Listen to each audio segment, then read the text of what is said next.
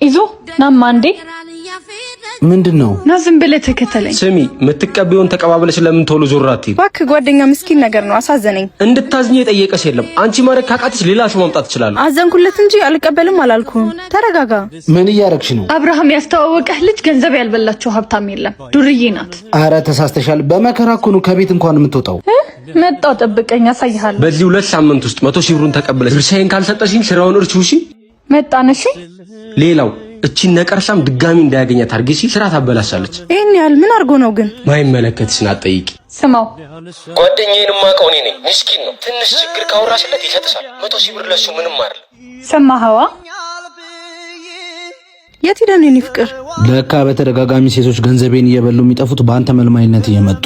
ምን አንቺ እውነትን ያልነገርኩትም። ቆይ እኔ ምንድን ያደረኩ? እኔ ለአንተ ላረኩልህ ነገሮች ይሄ ነው መልሴ? ቆይ ይሄ ሁሉ ድራማ ለምን አስፈለገ? እኔ ጠይቀኸኝ የከለከልኩ ነገር አለ? አታውቅም። ግን በቃ ሁሌ ጠባቂ መሆን ሰለቸኝ። ትሰማኛለህ? ለአንተ ማድረግ እኮ ግዴታ አይደለም። ያለኝን እኮ ነው ሳካፍልህ የኖርኩ። ለተንኮል እንዲህ ከምትራቀቅ ከኔ ስራ ብትማር ጠባቂነት አይታየም ነበር። ሁለተኛ ሁለታችሁንም ማየት አልፈልግም። ከዚህ በኋላ አጠገቤ እንዳትደርሱ። ለሰው እኮ ሁሉም ነገር አይደረግም። ውለታህን እንደ ግዴታ ይቆጥሩብሃል። ማድረግ ካለብህም ለሚያስፈልጋቸው ሰዎች አድርግ። ያኔ ለእግዚአብሔር ታበድራለህ።